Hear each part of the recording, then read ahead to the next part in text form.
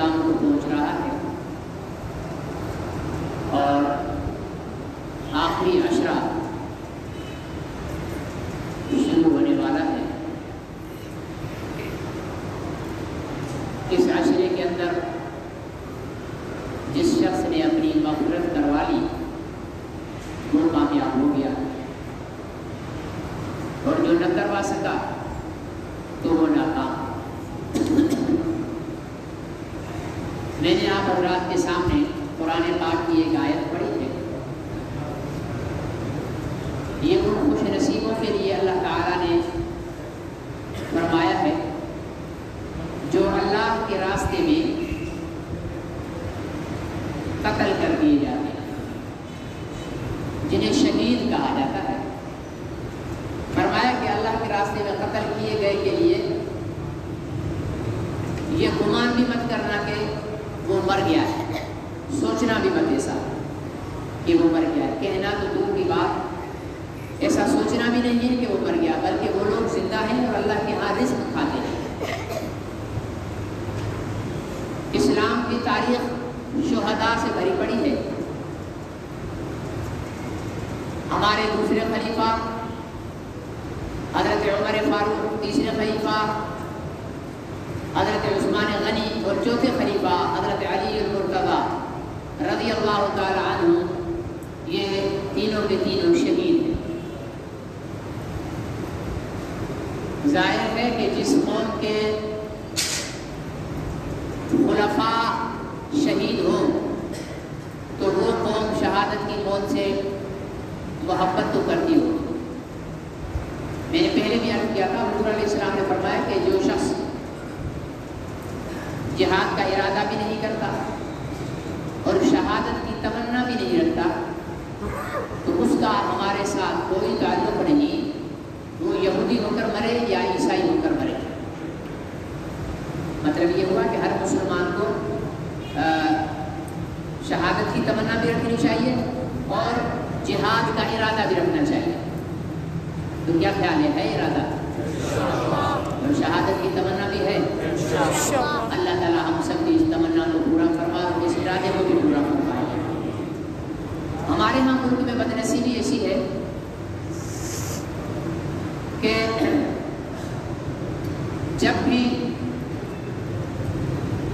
اہل بیت عظام میں سے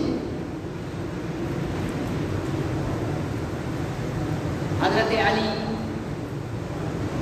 حضرت حسین یا حضرت بی بی فاطمہ یا حضرت حسن،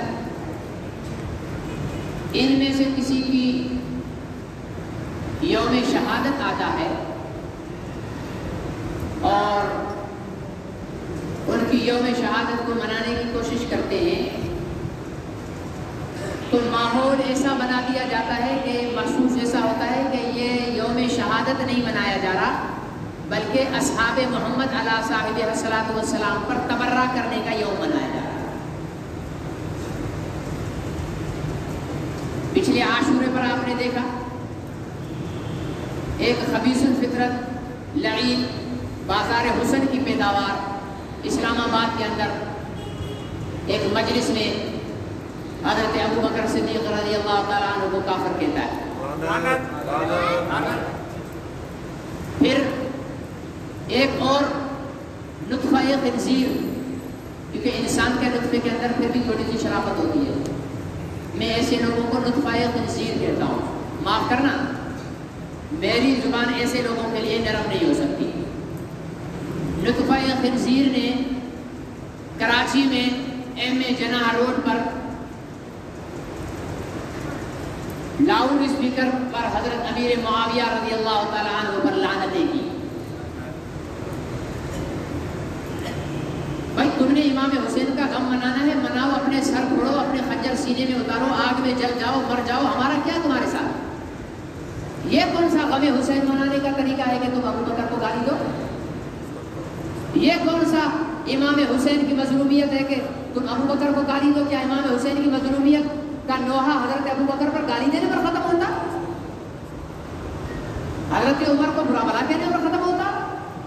حضرت امیر معاویہ پر برا بھلا ہونے پر ختم ہوتا ہے؟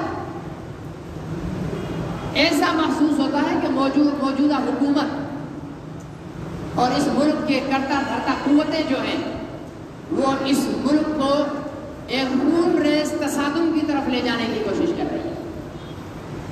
اب پرسوں ایک نطفہ خنزیر نے کراچی کے اندر پھر اصحاب محمد کی توہین کی ہے۔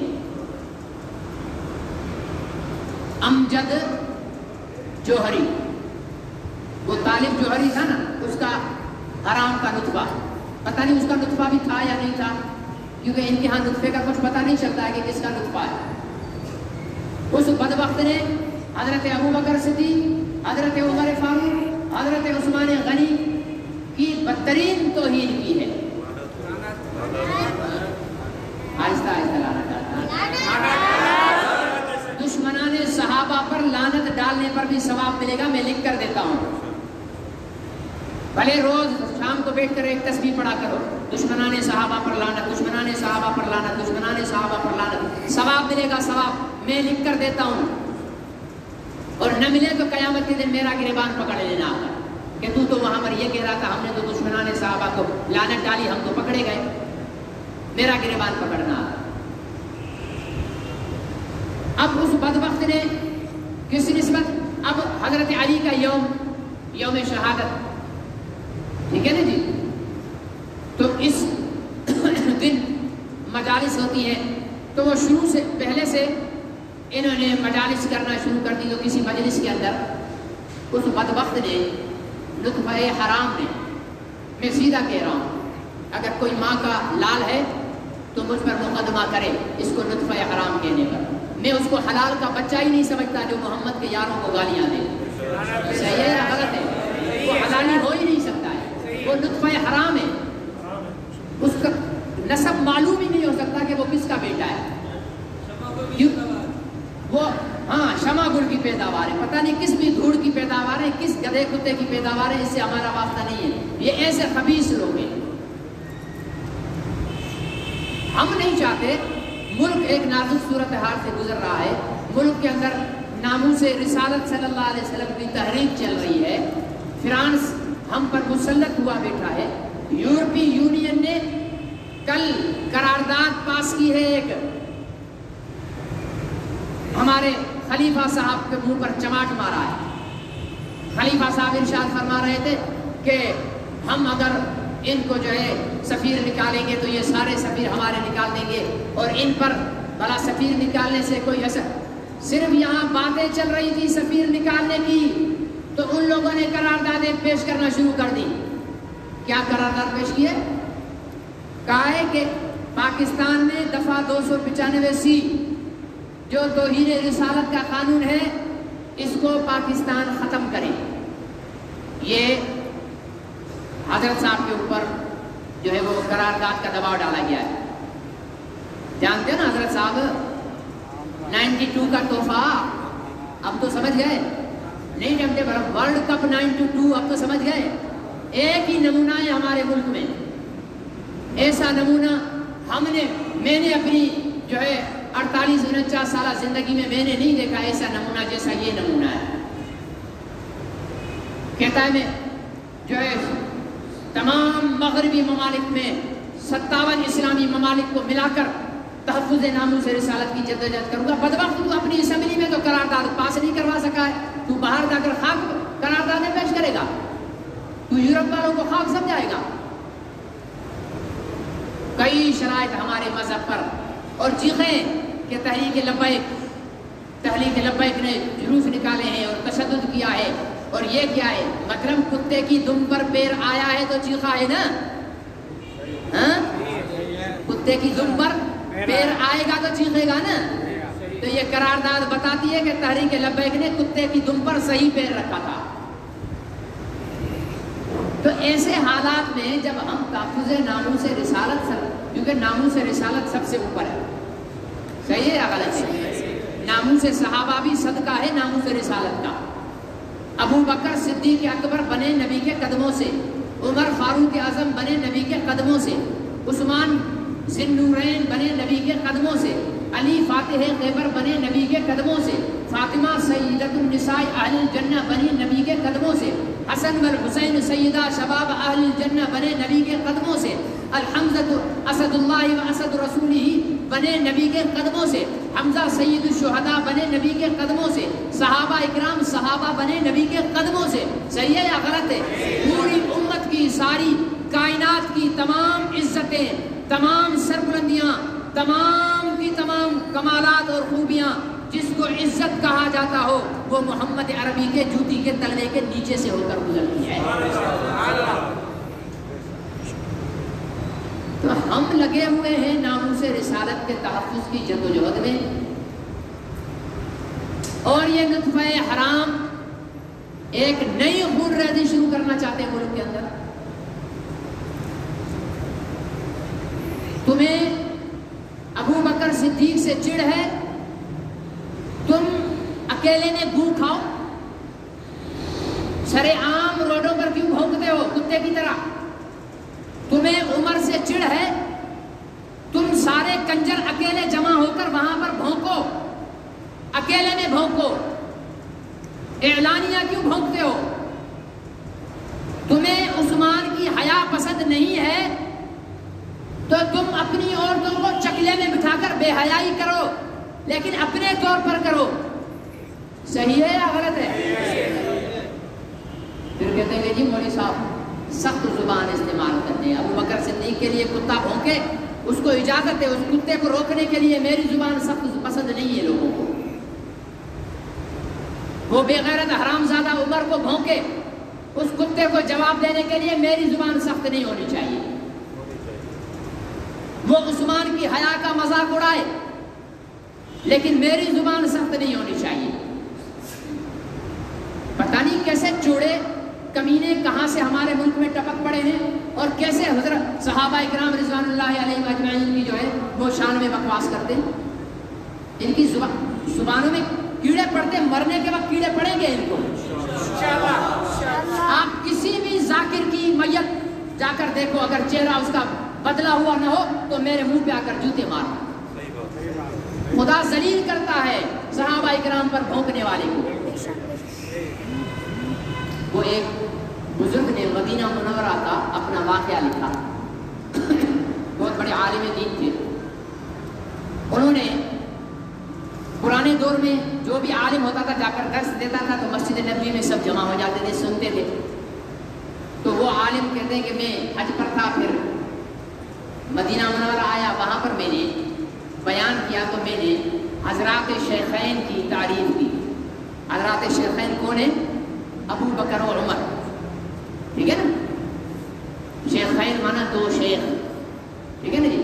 ان حضرات کی تعریف کی تو ایک شخص آیا دعا کے بعد، مجھے کہا کہ حضرت میرے گھر آپ کو دعوت ہے، میرے گھر آپ کو دعوت ہے. میں نے کہا چلو ٹھیک ہے جی، میری تقریر سے متاثر ہوا ہے، میرے کو دعوت کرنا چاہتا ہے. چلا گیا. کہا وہ اندر مدینہ منورہ میں ادھر ادھر گھومتے اندر گلیوں میں، وہاں جا کر گھر میں جب بیٹھا، کمرے میں بٹھایا تو اس نے مجھے پکڑا اور میری زبان کاٹ دی. بولا تم اس سے ابو بکر عمر کی تعریف کرتا ہے؟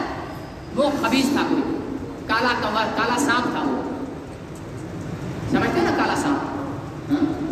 تو وہ تھا، شیعہ تھا. سیدھی سیدھی بات ہے، ڈرنے والی کیا بات ہے، شیعہ تھا وہ منوس. تو اس نے زبان کاٹ دی اور اس کے ہاتھ پہ رکھ دی زبان. اب یہ وہاں سے جان بچا کے بھاگا، روزے رسول کے سامنے آ کر بیٹھ گیا. روتے روتے اس کی آنکھ لگ گئی، رو رہا تھا، یا رسول اللہ تیرے ساتھیوں کی تعریف کر رہا تھا اور اس وقت نے میری زبان کاٹ دی. زبان ہاتھ میں رکھی، یوں بیٹھے بیٹھے اس کی آنکھ لگ گئی. حضور علیہ السلام کی زیارت ہوئی. سبحان اللہ نہیں کہنا، نہیں کہنا. حضور علیہ السلام کی زیارت ہوئی. حضور علیہ السلام نے اس کے ہاتھ سے وہ زبان نکالی، اپنا لعاب دہن اس کٹی ہوئی جگہ پہ لگا کر اس کے منہ میں رکھی اور کہا چل. اب اتنا ہوا تو اس کی آنکھ کھل گئی، دیکھا تو اس کے منہ میں زبان لگی. 2-4 سال کے بعد، کافی عرصے کے بعد پھر آیا یہ، پھر اسی جگہ پر اس نے وہی بیان کیا حضرات شیخین کی عظمت پر. پھر ایک نوجوان اس نے کہا حضرت ہمارے گھر چلو. اس نے کہا چلو نہیں چلو. اب یہ گئے اسی گلی میں سے، یہ تھوڑا ڈرا، یا اللہ خیر گلیاں وہی ہیں، وہی گلیاں وہی سارا کچھ، جا کر اسی گھر کے دروازے پر کھڑا کر دیا، یا اللہ خیر، یا اللہ لاج رکھ لینا۔ ڈر بھی رہے ہیں وہ حضرت اور اللہ سے دعا بھی کر رہے ہیں، اور یوں بھی کہہ رہے ہیں کہ جب پچھلی دفعہ زبان کٹی تھی تو بھی بن گئی تھی، اگر دوبارہ کٹی تو پھر بن جائے گی، کیا مسئلہ ہے۔ اندر گئے، اس بزرگ کو احترام سے کھانا کھلایا، خدمت کی، ہدیہ پیش کیا، تو یہ حیران ہو کر اس کو دیکھ رہا تھا۔ اس نے کہا حضرت خیر ہے، آپ اتنے پریشان لگ رہے ہیں، میری طرف مشکوک نظروں سے دیکھ رہے ہیں۔ کہنے لگا کئی سال پہلے میں یہاں آیا تھا، وہ بزرگ فرمانے لگے، تو اسی گھر میں ایک شخص مجھے لے کے آیا تھا تیری طرح، اور میری زبان کاٹ دی تھی اس نے۔ تو وہ نوجوان رونے لگا، اس نے کہا میں اسی بدبخت کا بیٹا ہوں۔ کہا میرے ابا کو دیکھنا ہے؟ وہ اپنے گھر کے ایک کمرے میں کونے میں الگ کمرہ بنا ہوا تھا، اس میں لے کر گیا، کھڑکی سے دکھایا، اندر سور بندھا ہوا تھا۔ کہا یہ میرا ابا ہے، جس دن آپ کی زبان کاٹی تھی اس کے بعد اس کی یہ حالت ہے۔ صحابہ کو گالی سن کر ہمیں تکلیف اور درد ضرور ہوتا ہے، لیکن انشاءاللہ العزیز جو صحابہ کو گالی دے گا کتا اور سور ہو کر مرے گا۔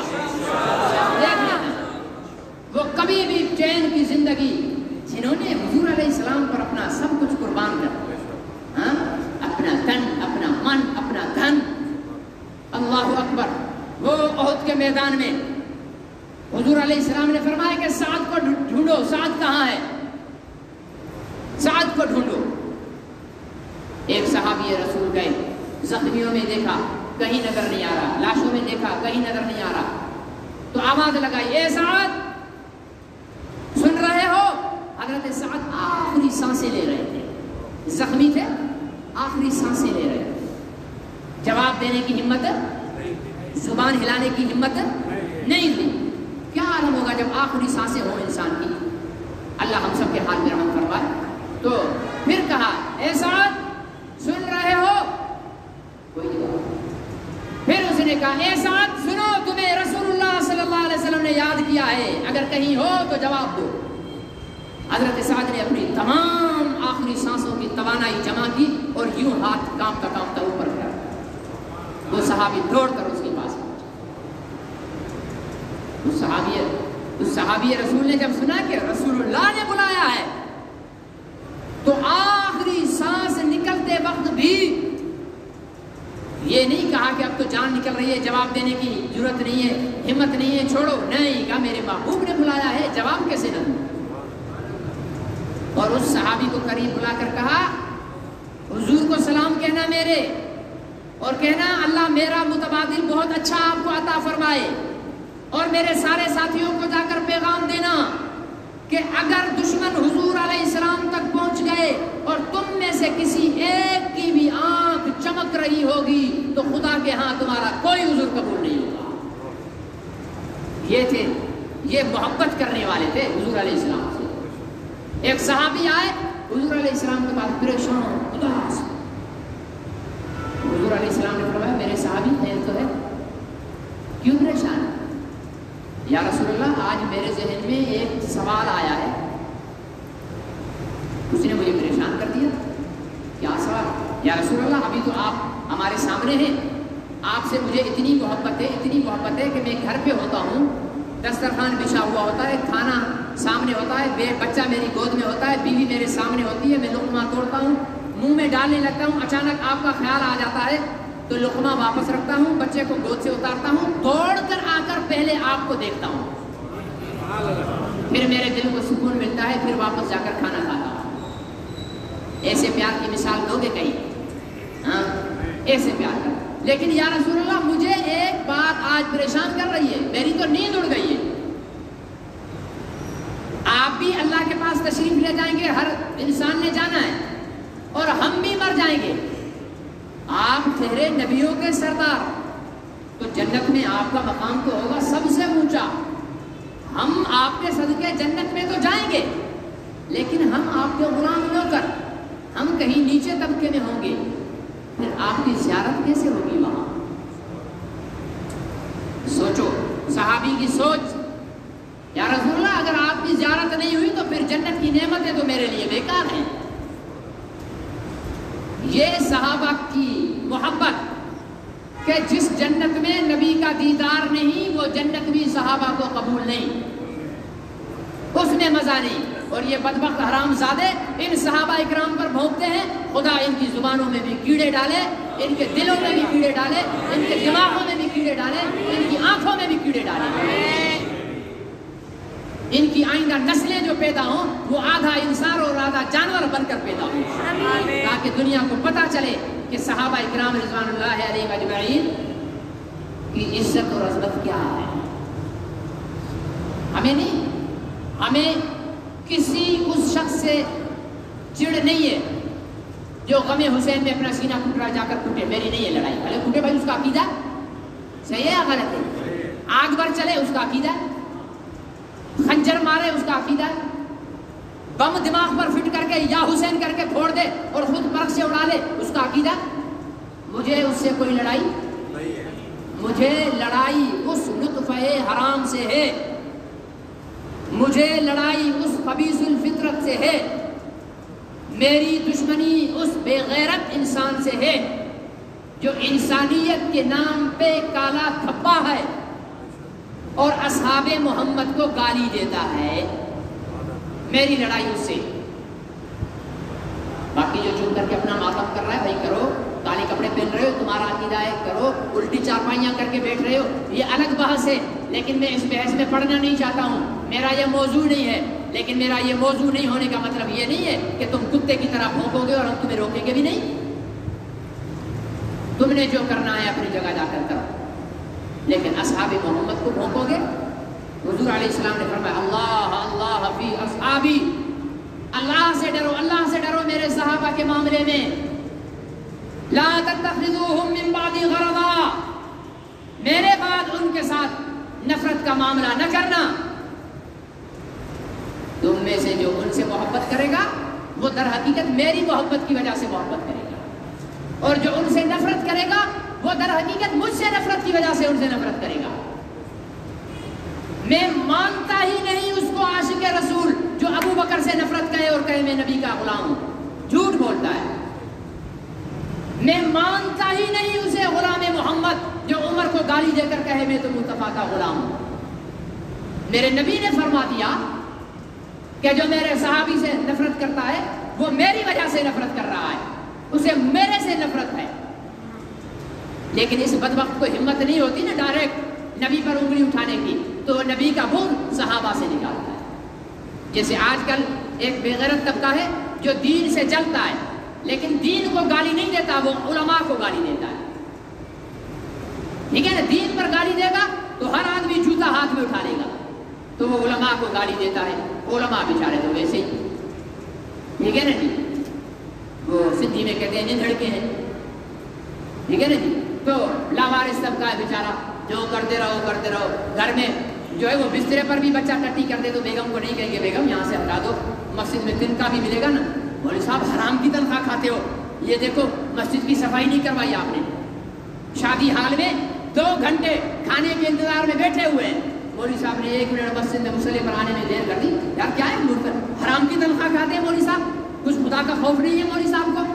ارے 2 گھنٹے جو وہاں کتا خالی کر رہا تھا بیٹھا ہوا، تب تیرے کو چڑ نہیں آ رہی تھی، تب تیرے کو نہیں پتا چل رہا تھا کہ یہ حرام کی تنخواہ کر رہے ہیں یا حلال کی، کیونکہ وہاں پیٹ میں جانا تھا نا، تو وہاں کوئی 2 گھنٹے معنی نہیں رکھتے۔ اللہ کے گھر میں اگر مولوی صاحب نے 2 منٹ لیٹ کر دی تو قیامت کھڑی کر دیں گے۔ تو یہ وہ طبقہ ہے جو ڈائریکٹ دین کو گالی نہیں دیتا، رہنا بھی دین میں چاہتے ہیں تاکہ لوگ تھو تھو نہ کریں، رکھتے بھی دین سے بغض ہے لیکن اظہار اس کا مولوی کو گالی دے کر کرتے ہیں۔ یہ بدبخت ٹولہ بھی ایسا ہے ایک، میں ہر شیعہ کو نہیں کہہ رہا، میرا شروع سے واضح موقف ہے، میں ہر شیعہ کو نہیں کہہ رہا، ایسے بھی ہیں میرے پاس، میرے مدرسے میں شیعوں کے بچے پڑھتے ہیں اور الحمدللہ ان کی محنت سے، ہماری محنت سے ان کے گھروں کا ماحول ٹھیک ہو گیا، اب وہ ہماری مسجدوں میں آ رہے ہیں، اب وہ محدود ہوتے ہوتے ہوتے ہوتے اب صرف شیعت سے صرف شین بچ گیا، انشاءاللہ شین بھی نکل جائے، ٹھیک ہے نا جی؟ میں ہر شیعہ کو نہیں کہہ رہا، لیکن ہر وہ بدبخت، ہر وہ کمینہ جو اصحاب محمد صلی اللہ علیہ وسلم پر بھونکتا ہے اور بغض رکھتا ہے وہ اصحاب محمد سے نہیں، در حقیقت محمد سے بغض رکھتا ہے، اور جو محمد سے بغض رکھے وہ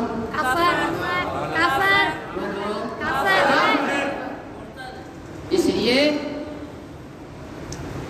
آپ ہوشیار ہوں اس موقع پر جب ملک ایک نازک دور سے گزر رہا ہے، یورپی یونین ایک ہمارے حکمرانوں پر جو ویسے ہی پتلونے گیلی کر کے بیٹھے ہوئے ہیں، ٹھیک ہے نا، ہمارے حکمرانوں میں اتنا بھی دم نہیں تھا کہ جس دن قرارداد فرانس کے سفیر کے لیے بحث کی پیش کر رہے ہیں تو حکومت کی سطح پہ نہیں کر رہے، ٹھیک ہے، حکومت کی سطح پہ نہیں کر رہے، ایک ممبر کو کہہ دیا اس نے پرائیویٹ۔ اور ہمارے وزیر اعظم صاحب کی بہادری دیکھیے، ہمارے بہادر دلیر نڈر وزیر اعظم صاحب کی بہادری دیکھیے کہ جس دن قرارداد پیش ہوئی ہے کہتا یہ ہے کہ میں 57 اسلامی ملکوں کو لے کر پورے یورپ کو ناموس رسالت کی کہانی سمجھاؤں گا۔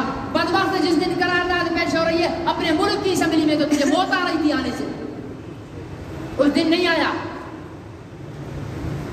اتنا بہادر حکمران، اور پھر اس پر بزدل یورپ نے دباؤ ڈال دیا ہے کہ توہین رسالت کا قانون ختم کرو، فرانس کے بارے میں غلط مت سوچنا۔ تو میرے بھائی اس وقت ضرورت اس بات کی ہے کہ ہم ان بزدل حکمرانوں کو ہمت دلا کر کھڑا کریں، چاہے کہ ہم دوسری بحثوں میں شروع ہو جائیں۔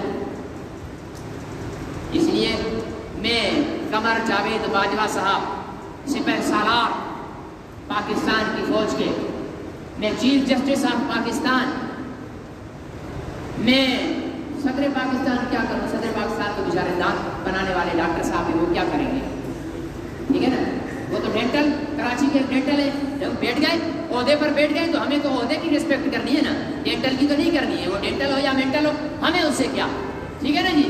وہ ایک ڈینٹل صدر کی کرسی پر بیٹھ گیا، ایک کرکٹر وزیر اعظم کی کرسی پر بیٹھ گیا، ہمارے نصیب دیکھو، پاکستانی قوم کے نصیب دیکھ لو، کرکٹر بیٹھ گیا وزیر اعظم کی کرسی پر، ڈینٹل بیٹھ گیا صدر کی کرسی پر، پوری قوم مینٹل ہو گئی،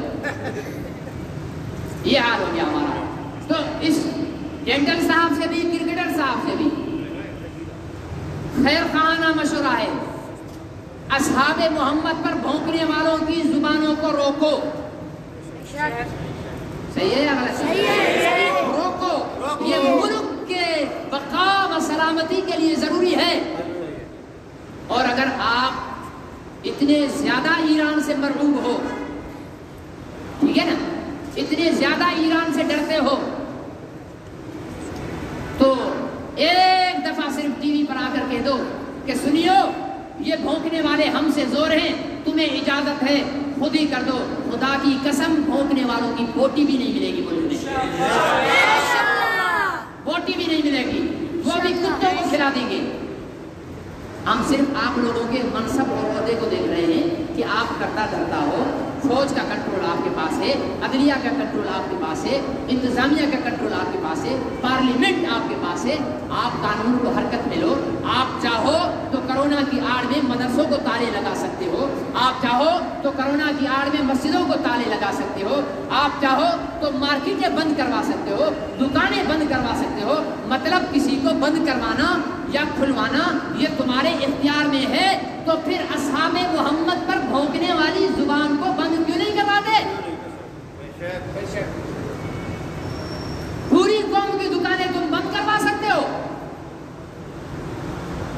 اصحاب محمد کی زبانوں کو بند، گستاخوں کی زبانوں کو بند کرواؤ، یا اپنی بے بسی کا ٹیلی ویژن پر آ کر اعلان کر دو، پھر کلندر جانے اور دشمنان اصحاب محمد جانے۔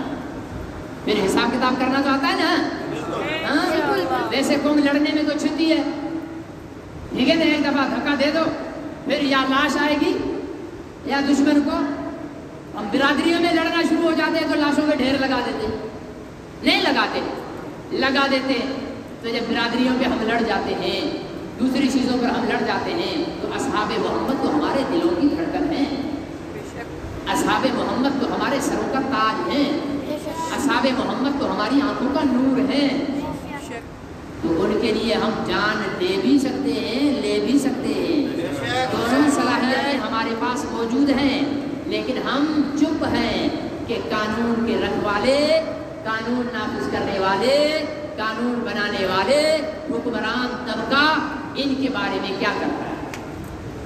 سیدھا سیدھا ہے، صحابہ اکرام کی توہین کا قانون موجود ہے، ٹھیک ہے نا جی، صحابہ اکرام کی توہین کا قانون موجود ہے، جو قانون ہے اس کے مطابق اس جوہری شیطان کو FIR کاٹو، گرفتار کرو، بس بات ختم۔ ہم تمہیں یوں تو نہیں کہہ رہے کہ اس کو پھانسی دے دو، ہم کہہ رہے ہیں کہ اس کو قانون کے مطابق FIR کاٹ کر اس کو جیل کے اندر بند کر دو۔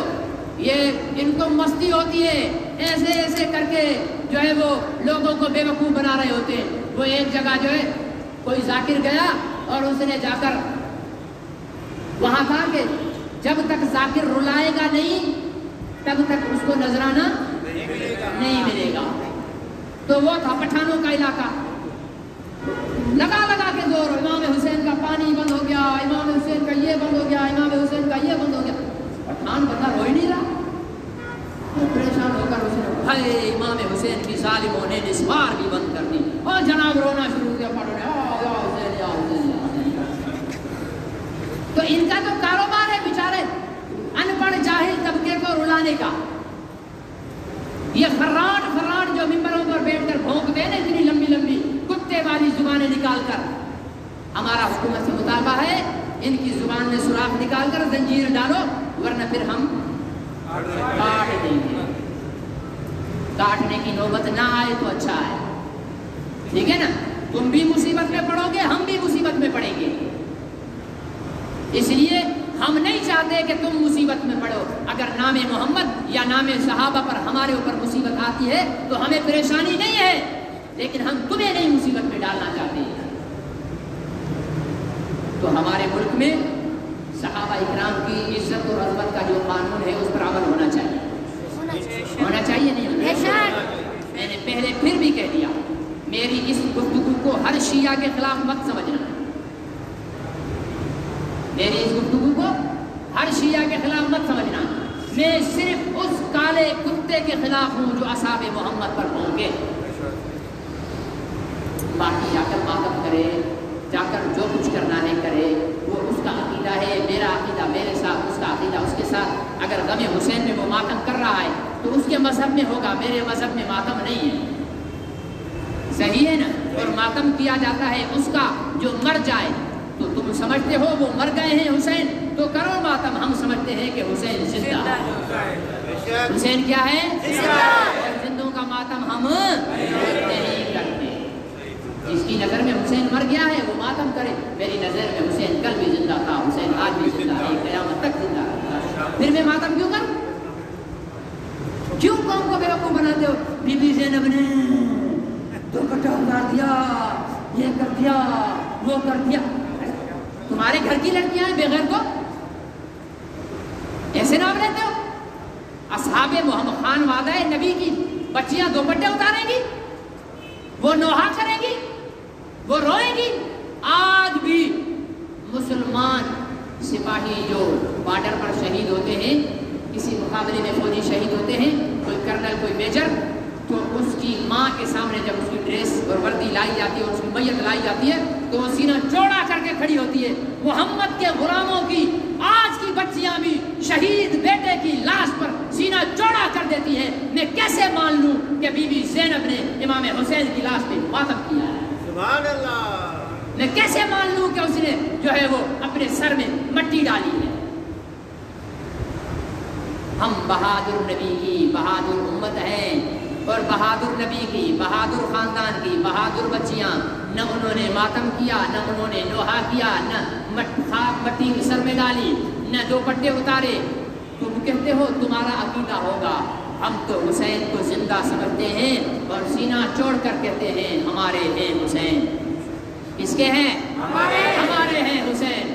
دیکھ لو نماز کس کے پاس ہے؟ حسین کی۔ وہ ایک شیعہ ذاکر کی بات نے مجھے 1 کروڑ روپے کی لگی، مجھے ملتا نا تو میں سچ میں اس کے ہاتھ چوم لیتا، شیعہ ہونے کے باوجود ہاتھ چوم لیتا۔ اس نے کہا اگر کل قیامت کے دن اپنے شیعہ برادری کو کہا اگر کل قیامت کے دن امام حسین نے کہا تم لوگوں نے میرے لیے کیا کیا، تم کیا کرتے رہے؟ نماز پڑھی، میں تو ساری زندگی نماز پڑھتا تھا، بولیں گے نہیں سائیں۔ روزہ رکھا، میں تو ساری زندگی روزے رکھے تھے، نہیں سائیں۔ قرآن پڑھا، نہیں سائیں۔ اور کیا کرتے رہے؟ بولا ماتم کرتے رہے۔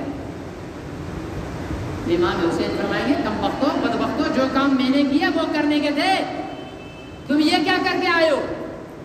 تو بھائی ہمارے پاس نماز ہے نا، تو جس کے پاس نماز ہے حسینی بھی وہی ہے، جس کے پاس قرآن ہے حسینی بھی وہی ہے، جس کے پاس پگڑی ہے حسینی بھی وہی ہے، جس کے پاس داڑھی ہے حسینی بھی وہی ہے، جس کے پاس تہجد اعمال صالحہ ہے وہی حسینی ہے۔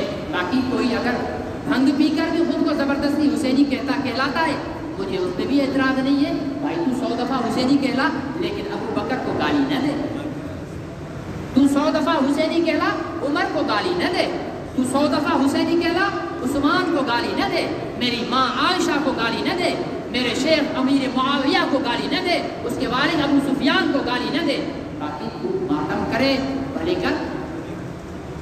میں تجھے تسلی دینے کے لیے تیرے سامنے کھڑا ہو جاؤں گا، میں اور کہوں گا اور زور سے مار، اور زور سے مار، میں نعرے لگاؤں گا، تو ماتم کر۔ میں تیرے ساتھ یہی ہمدردی کر سکتا ہوں، تو بولتے جانا یا حسین، میں بولوں گا واہ حسین۔ صحیح ہے یا غلط ہے؟ تیرے پاس کھڑا ہو جاؤں گا، تو بولنا یا حسین، میں بولوں گا واہ حسین۔ گردن کٹوا لی لیکن نانا کے دین کا سودا نہیں کیا، واہ حسین۔ ہاں گردن کٹوا دی لیکن اس وقت کی نماز قضا نہیں کی، واہ حسین۔ اپنے 72 خاندان کے بچوں کو ذبح کروا دیا لیکن باطل کے ہاتھ پر بیعت نہیں کی، واہ حسین۔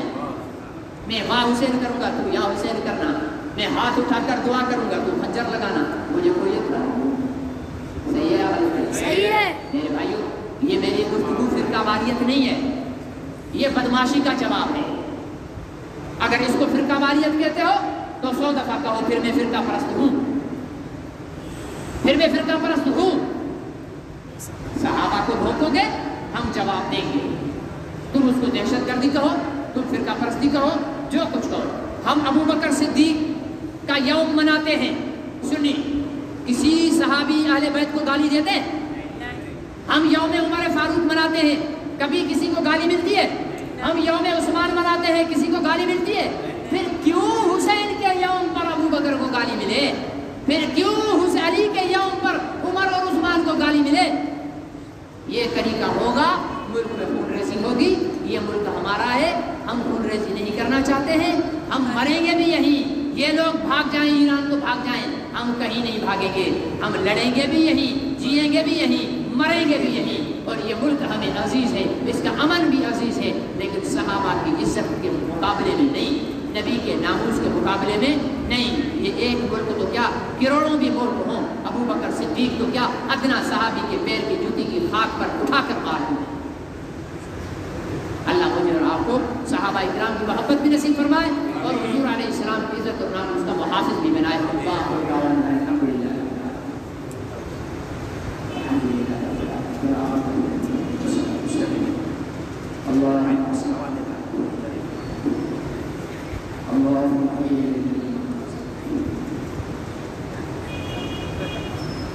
اللهم